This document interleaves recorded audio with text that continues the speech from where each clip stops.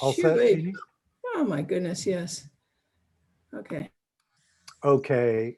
Welcome everybody. Senate Education Thursday, September 3rd, remote COVID emergency meeting. And just to begin where Tim took us at the end of our Senate session. So he's saying flat out, tomorrow marks the 3-week point until we adjourn. So if we think about the last week as when you basically are ping-ponging back and forth with the House over the budget and other things, we really have maybe another week of hearings, week and a half of hearings, and then we're just going to be moving stuff. I just want to, because we're going to look at this draft today, I just want to speak to the process, because this is, as you no doubt have picked up from my constantly referencing it, it's just very unusual, I think, the way House Ed has been working, in that the process as such has just been unplugged. So, you know, they take our bills, they put them on the wall, and then nothing happens. In terms of interacting with them now, it's difficult to know. The only thing I've been able to pick up is that they possibly are planning to just use the budget as a vehicle for whatever they want to do. There are all kinds of reasons not to go along with that, not the least of which is that it takes the public out of the process. So that's why we have hearings. That's why we have YouTube meetings, so that we can vet legislation on both sides of the building, and then people can follow changes. They know the positions of the committees. So all the way of saying, I've made it clear to Senate Appropriations that I don't want the House committee to be able to operate that way, that they should send us this language, and then we will act on it immediately. We may not fully agree with them, but we will reach consensus on the process and on the product. So, you know, I'm hoping that they will understand that there's more than just them and us and as parties to this process. The public has a right to expect that language that goes through will not drop in the conference committee for the appropriations budget. So to that end, we're going to look today at language, which I believe they have also been looking at. Jim, is that correct? They have been looking at similar language, not entirely similar to what you're doing, though. You've got a couple of new sections. They're going in different directions as one of the overlapping ones. Yeah. They've been focusing mainly on CRF appropriations this week. So. Okay, good enough. So with that said, just a heads up for us in terms of how I want us to be operating. Jim, if you could walk us through this draft, which is up on the website. Yep. And I think of this as a mini miscellaneous emergency bill. So everything in it, I believe, is designed to respond to the COVID emergency. Is that true, Jim? I believe so, yeah. Yeah. Okay, and then speaking for myself and coming out of what Tim told us, I think we should resist the temptation to drop in unrelated things and turn it into a normal miscellaneous bill. So miscellaneous emergency bill is my way of thinking about it. So with that said, Jim, why don't you begin? And folks, if you have questions or comments as we go through, feel free to stop. We have plenty of time with this today, so we're not in any rush. Okay. So for the record, Jim Damer, Ledge Counsel, we are walking through draft 2.1 of your bill, which would make miscellaneous changes to education law to address the COVID-19 pandemic. first section deals with the length of the school day. So this would reduce the length, school year. This would reduce the length of the school year for 2021 from 175 days to 170 days, and would increase the number of teacher and service education days from 5 days to 10 days. Mhm. And that's the Secretary's recommendation. That keeps both together at 180 days total. Yep. Obviously, it gets there by different means. And I'll check other people's memories. So we had, if I remember correctly, we had testimony last time that was representing the waterfront, the superintendents, the principals, et cetera. I don't remember anybody objecting to this provision. And I don't see why they would, except for the in-service days, but I think with the emergency, everybody agrees that's a good idea. Okay, any comments or questions there? Okay, Just say that I think they've Oh. already, I'm sorry, I didn't raise my, I think they've already used those extra 5 in-service days getting ready for the school year. So it's kind of almost moot. We're just making sure it's legal at this point. Yeah. and not a bad thing, you know, Right. so that they don't have contractual disputes or whatever. Yeah. Okay, we've got Andy now. Hey, Andy. Okay, Andy, we're walking through the draft that's up on the committee page. Okay. We've just finished the first section. Okay, keep going, Jim. Okay, so section 2 deals with the issue of a decline in student enrollment due to students withdrawing to participate in home study programs. So this would say that the ADM for a school district for the 2021 school year will not be less than its 1920 school year ADM. So whatever they had last year will be less than that. Yeah, and again, given that this comes from AOE, I can't imagine any of the recipients of this objecting, because it makes sure that they won't experience any, you know, drop in revenue. So I think it's fair to say that it's non-controversial.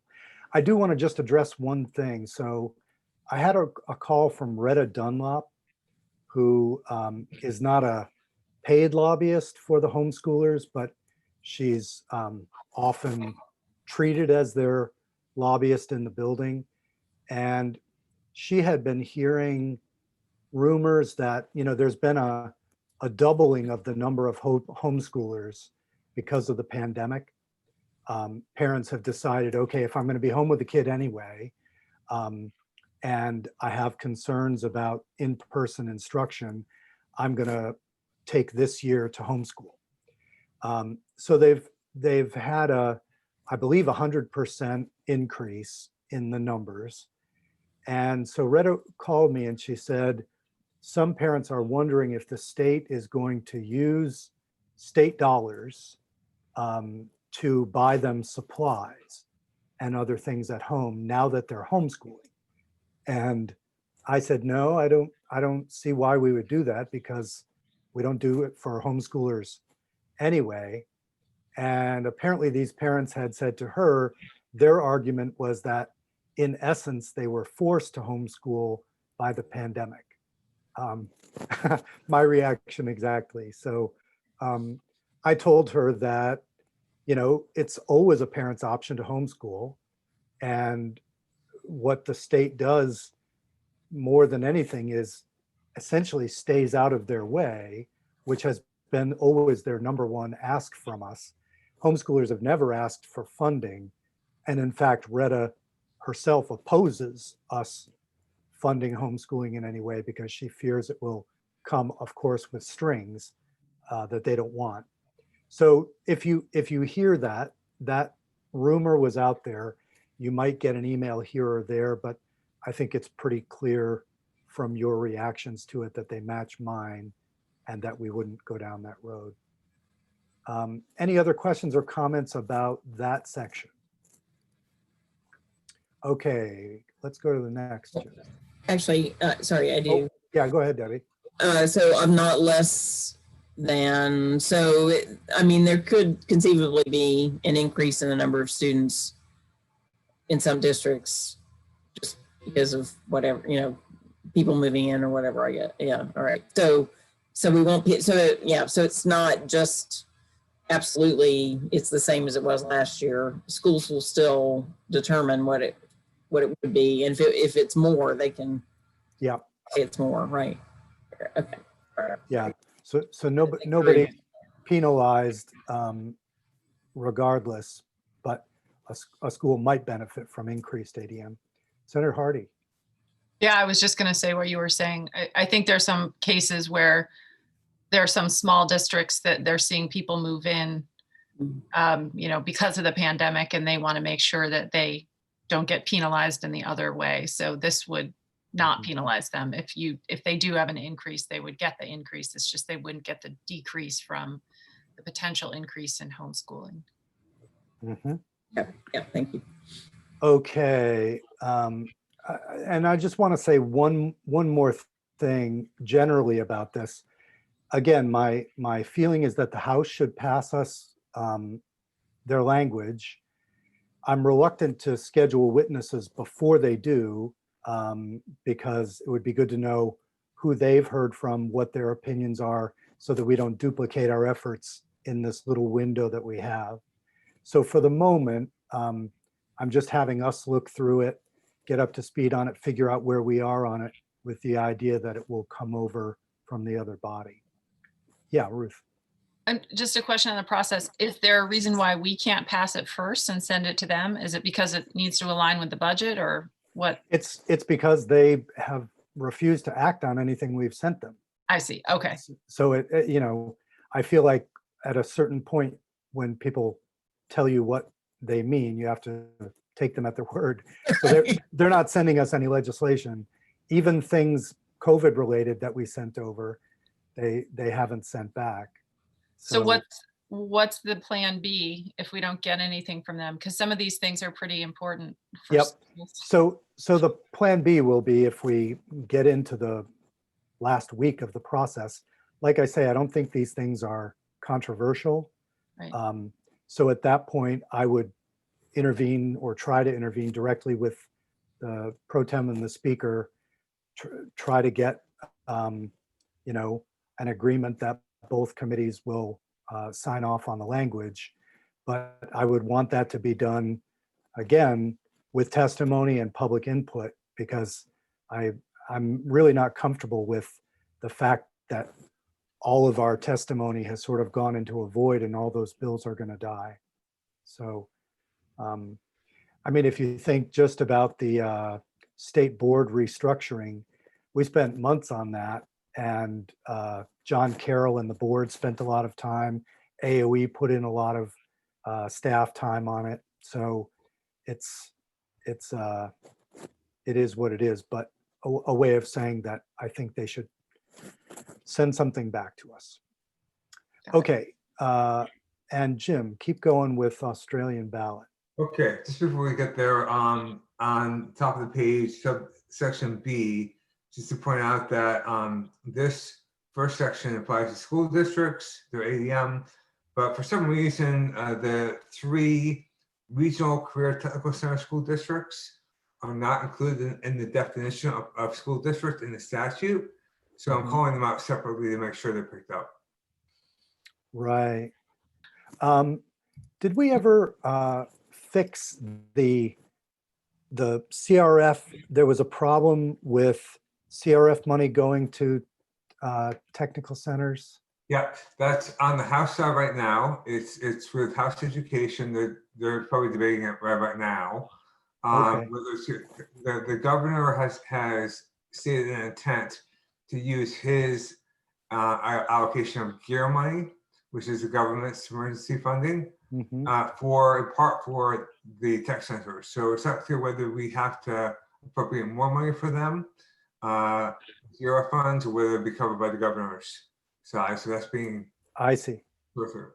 Okay. Ruth, did you have Yeah, thanks. I had a question about the regional tech centers, because whenever we talked about this last week and we had Brad James come in and he went through it from AOE, I actually followed up with him because I had this question about career and technical centers and whether they would be included. And he said, no, they wouldn't be included. And we sort of went back and forth about whether they should be. And so is this language that AOE suggested, or was it just your catch to put them in there? It's my catch because we had the issue with the CRF funding that Bruce just mentioned. They were omitted there in your first quarter budget. Uh-huh. And I believe Well, that was, because the tech centers, the ones that are not, the ones that are standalone, they get their funding based on a 6-semester rolling average of attendance or enrollment. I mean, and so it's not necessarily based on the ADM. Would this still catch them with this language? Do you know what I yeah, mean? so this is designed for them. So if you're a tech center that's attached to a public school, they're already covered because the public schools are covered, right? Okay. But the 3 independent ones, that's what this language is picking up. I thought they had an ADM calculation as well. I'll double check that if you think it's done differently.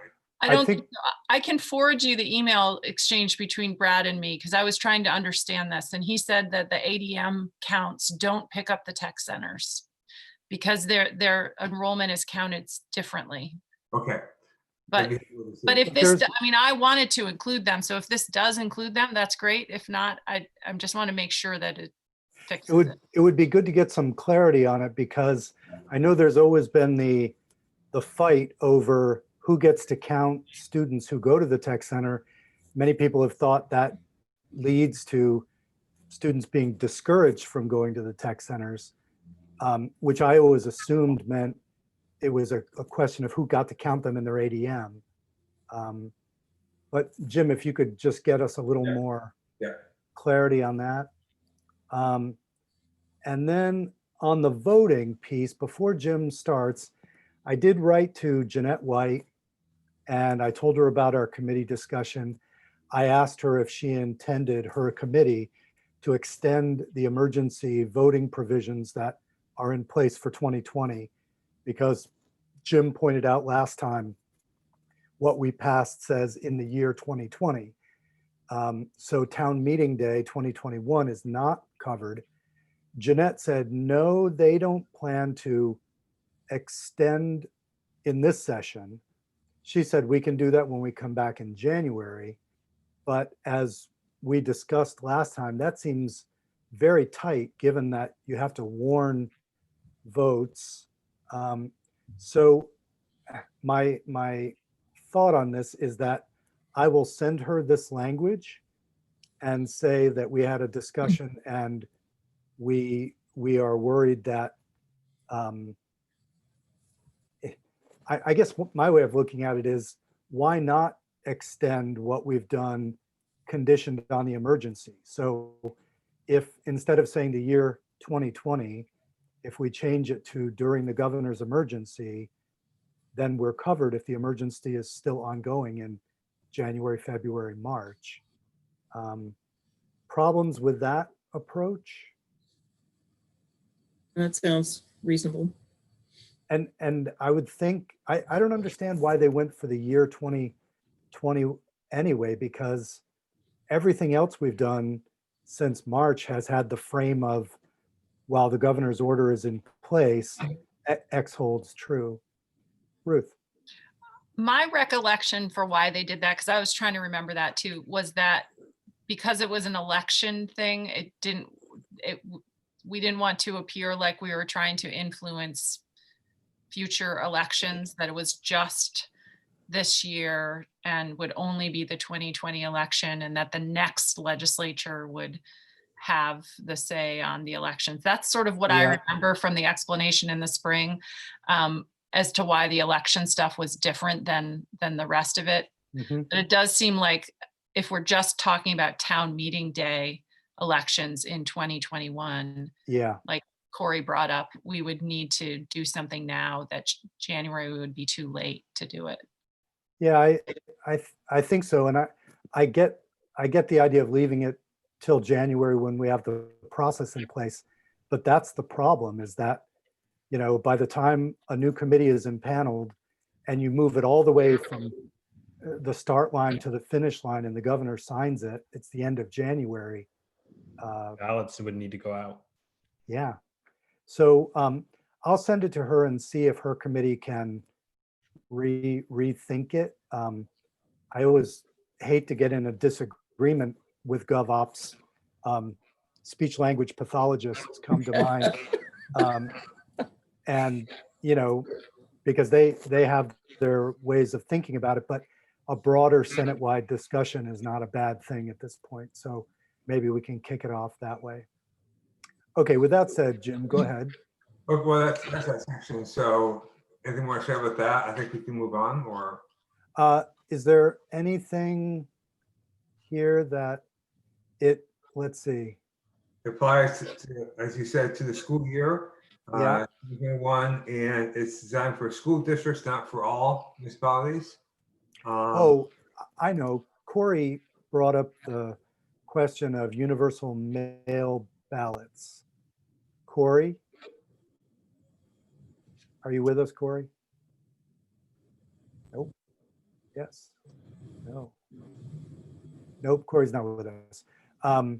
So that's a separate question. And probably one that we shouldn't try to put in here, but I think it's a fair question that tacks on to this one. If there's an urgent need to have universal mail-in ballots for November, and the emergency is still underway in March, all those tight timelines, still figure. Okay. And page 3. Page 3, yeah, okay. So this is the waiver of the online teaching endorsement. So basically it just directs the Standards Board to waive its requirement for a teacher to hold this endorsement for the 2021 school year. Another case of legalizing after we've already done it, because during the emergency, everybody started teaching online with or without certification. So that seems no-brainer to me.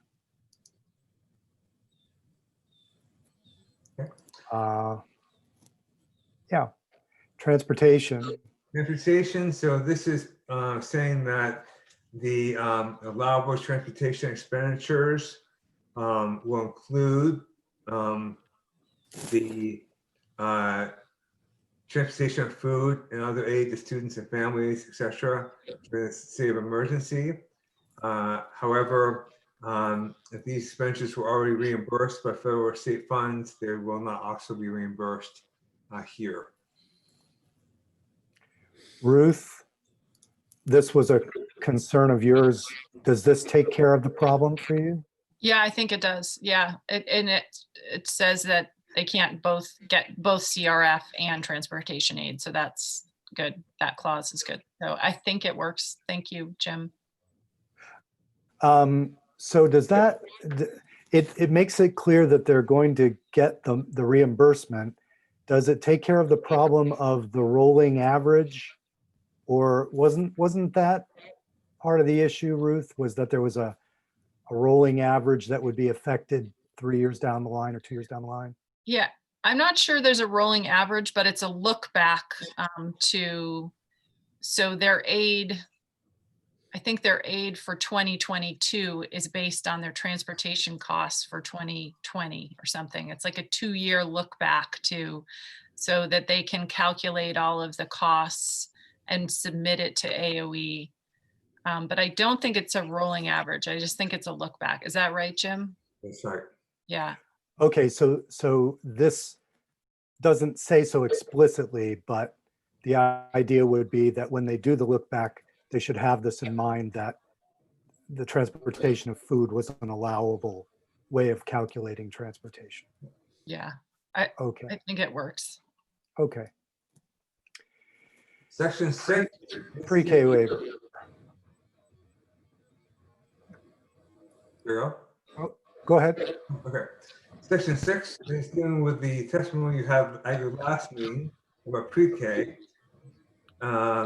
This says that if a private provider is pre-qualified on or before May 31, a short year, because I heard 2019, but that sounds like a long time ago, but before a certain date, then the provider shall retain its pre-qualified status for the 2021 school year, despite the loss of services of a teacher who is licensed and endorsed in early childhood education or in early childhood special education, provided that the private provider continues to meet all other qualification criteria. Okay. I'm sort of remembering some testimony about substitute teachers. There was, but I'm not sure that became an issue as it went along. The only thing I heard from Yeah. piece. Okay, There's further issues I thought were discussed. One about substitute teachers, and the other was about remote, a teacher being able to teach remotely. And then the conversation went on to say that there's a AOE guidance that says that's fine. They can teach Yep. remotely. So I'm not sure where the substitute teacher came up, but there's quite a bit back and forth on that. So I wasn't sure what to do with it, frankly. okay. Andy, I think the substitute was for you could get a waiver if you had a substitute to do the work that your licensed teacher was doing. So it's not just substitute teachers in general, but specifically about getting a substitute for the licensed teacher. And so that's what who was unlicensed? was saying. Like you either needed to allow the substitute to go further, because I think it was only like 45 days that you could have a substitute. There was a time limit on substitutes for the licensed teacher, or just waive the licensed teacher and completely, then you didn't need to deal with the Yeah, substitute. which this language does. Right. So, I would think that we'd want to do it. I can't remember if it was 2020 or 2019, but I assumed we'd want to do it kind of when the crisis hit. If people kind of like in March, not May, because May you could have already lost somebody. But I guess if you were pre-qualified at the beginning of the school year, I don't know how often that changes. Like if May, the number of people that were pre-qualified May, I'm assuming is almost the same as the number that was pre-qualified in September. well, I'm trying to remember. Yeah, I mean, you could say for the, would you call it the academic year? In other words, if you were pre-qualified for 2020, I mean, I guess sometimes then, you get qualified during the school, if like a new pre-K opened up, but hard to believe that anybody opened a new pre-K in May. March to May, yeah. right. Yeah, I think a date certain is cleaner though than saying Yeah. a year or something. yeah. But I guess I would advocate for March, just because that's when they might have lost their licensed teacher. Yeah, I wouldn't have a problem with that. And I don't see, I think the concern was that they didn't want to let new programs in. So moving it back 2 months to before the emergency, I don't think would be an issue. Anybody have an objection to changing that out? Okay. No. So why don't we put March with a question mark in parentheses, Jim? March 1, March what? March 31st. Mhm. And then we can, in final testimony, we can ask the advocates what they think of that. Okay. Okay, That's it. takes effect on passage. Any questions for Jim? Yeah, Ruth. I just wanted to ask, because I missed the testimony about the pre-K. So this came out of what you heard on Tuesday, that there were some programs losing their licensed teachers and needed a waiver in order to continue operations. Is that basically? Yep. Okay. Very, very difficult to find them. They tended to be retired teachers who are, because of the COVID emergency, they're leery of going in the classroom. Then the other piece was, now I'm forgetting, Mr. Yates. He had the suggestion that teachers should be allowed to, qualified teachers, licensed teachers, should be able to deliver their services remotely, which AOE said they had just changed their guidance to allow. So that sort of obviated that problem and solution. So this was what was left in terms of the little fixes that he was offering. Got it. Okay, thank you. Yep. Okay, so no final comments? Ruth? I just wondered for, sorry, are we going to include in this any language related to the CRF funding? I'm thinking the school lunch funding recommendations. Or I believe you guys got testimony on Tuesday from Outright Vermont, and whether we were going to make that in here, or what's the plan for the money part of all of this? I'm thinking that we will do money stuff in the budget and not here, because they'll just pull it out anyway if we send it to appropriations. So are we going to make a recommendation to them? Yeah. Okay. So what I was talking about doing last time is having a letter where we talk about CRF funding, and then Outright Vermont isn't CRF funding, but it's a part of the budget that we've taken testimony on. So we'd have a letter with two sections for budget requests and CRF requests, and try to get that to appropriations next week. So the two things that come to mind immediately are the Outright Vermont thing and increasing the amount for the HVAC program. Andy, you had offered to have Efficiency Vermont folks come in and testify. Yep. Could we set that up for Tuesday? Yeah, definitely. And what we can do then is, after we're done on Tuesday, I'll draft something. We can take a look at that on Thursday and see if we can finalize it and send it to appropriations. Wednesday will be halfway through this little 5-week session, so that timing should be about right. They've just started looking at the budget and appropriations now.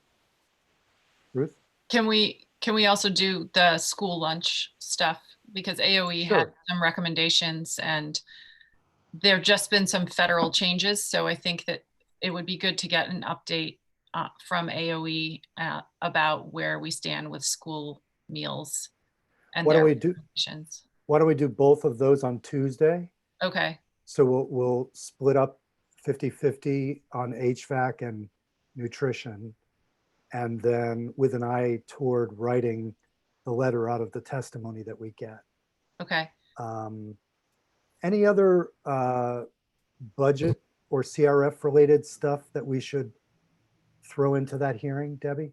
Would we want to put language about possibly UVM and the the non-tenured faculty that they were cutting? Could we maybe Okay, put that in that memo too? I think that'd be a good idea.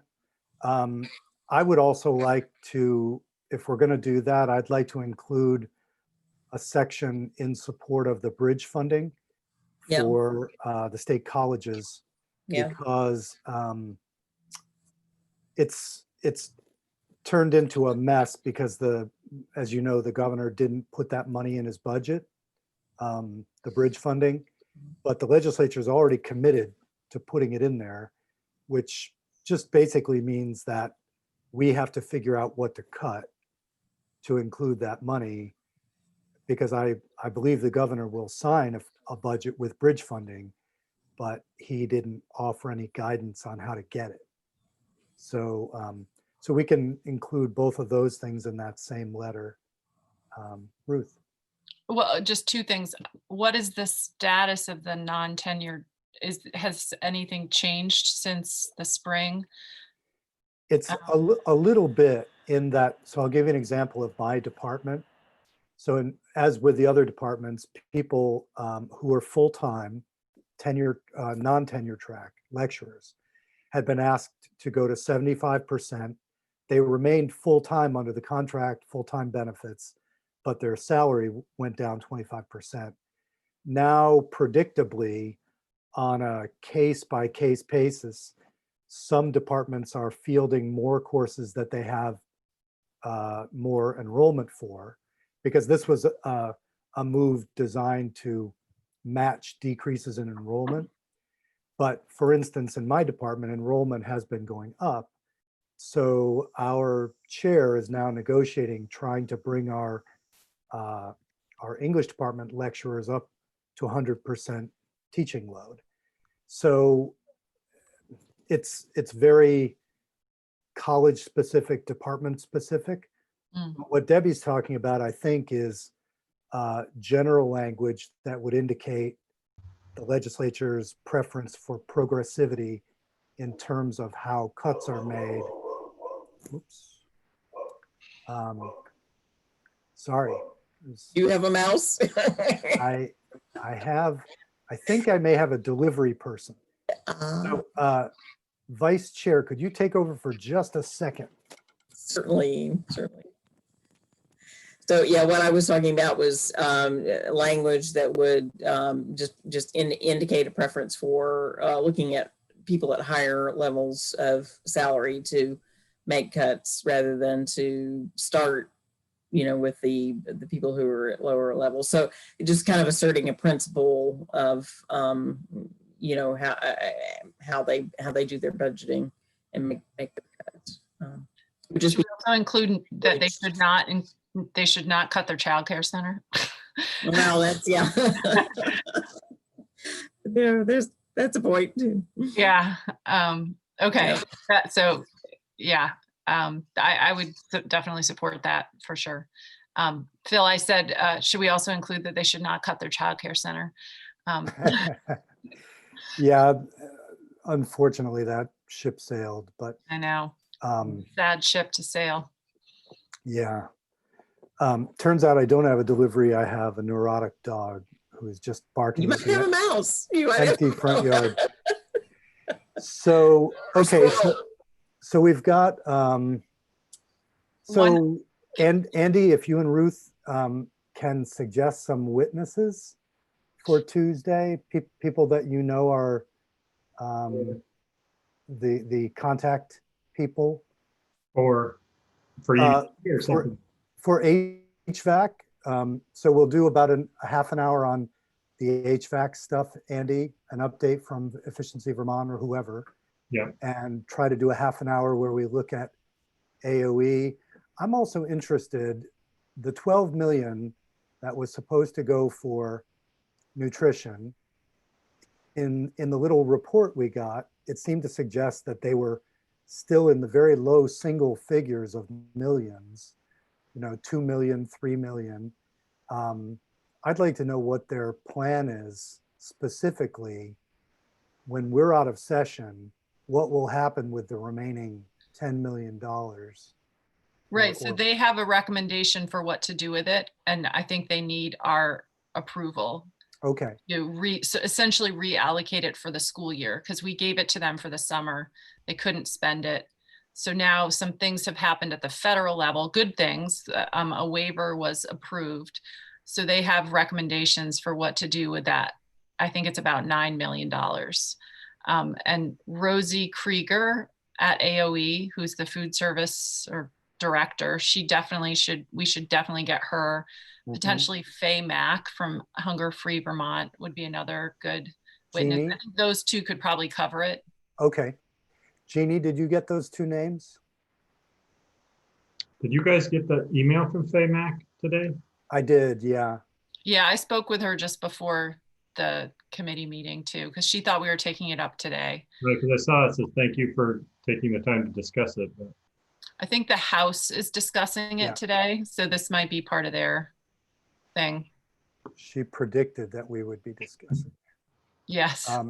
Jeannie, are you with us? Yes, I am. And I got the names. Maybe after the meeting, you and I can chat Oh. about the details. Okay.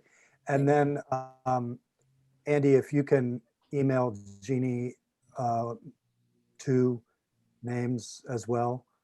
And we'll figure it out from there. I'm interested to know, Andy, if it really is the case that we haven't had any bottlenecks in the contractors. If there's that much untapped capacity, it would be really good to drill down a little on that. I don't know how exactly to do that. Just as far as labor and contractors to do the work. Yeah, so, the argument we made for the 6.5 was that it was the most that could be done. It's one thing for us to say, well, we haven't experienced any bottlenecks so far, so let's throw another 4 million in, but that's not to say we wouldn't experience a bottleneck next week or.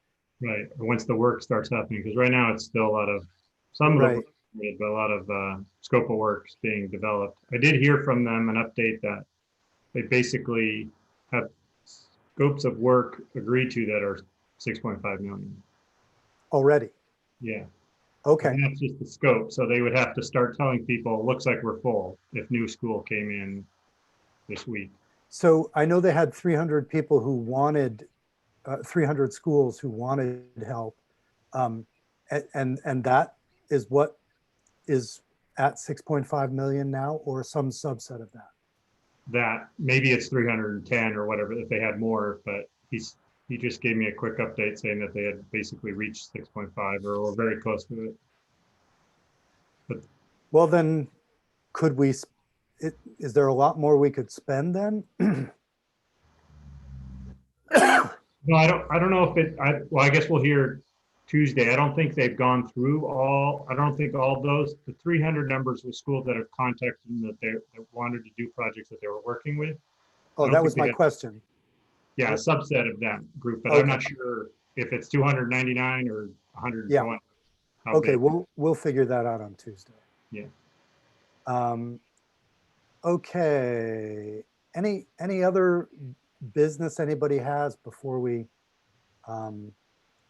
Ruth? Sorry. I just All want to, is it appropriate for our committee to weigh in on the $100 million and whether or not we think we want to put that toward education like the legislature said we were going to, or is that a finance committee? Do we? Oh, I absolutely think we could. I had a short conversation with Jane Kitchell about that. They're serious about making sure that everything the schools need gets paid for. I think the question is, the 100 million was designed around the gap in the ed fund. That's the reason for the scope of that fenced off money. So if we're really not going to be able to use it to plug the ed fund, then we have to think seriously about cutting it up. But I want to make sure that a good sized chunk still remains to pay for everything that's coded COVID emergency or that qualifies for CRF funding. The HVAC stuff, I just think is a no-brainer in terms of getting deferred maintenance taken care of in a way that no one can argue is not covered. But so, yeah, we can put in a sort of general reference to that and see where we go in terms of how the money committees and leadership initially proposed to cover the ed fund. So, Corey, anything you want to add? You moved way close to the camera, so I thought maybe you would. Yeah. Okay. All right. Well, that's what I got for today. So, Andy and Ruth, as long as we have your names for Tuesday, I'll just see you all in the floor tomorrow. And I'll stay on, Jeannie, to talk a little bit with you. And Jim, we'll just leave this legislation in the form we saw it today, Okay, with the understanding that it all looks good to us. And to the extent that legislation from the House mirrors it, we already know what we think. I think there are a couple of changes, like the date change at least I should make, right? Yeah. Yep. Okay, thanks, everybody. See you Okay. soon. I'm stopping live stream now, Senator.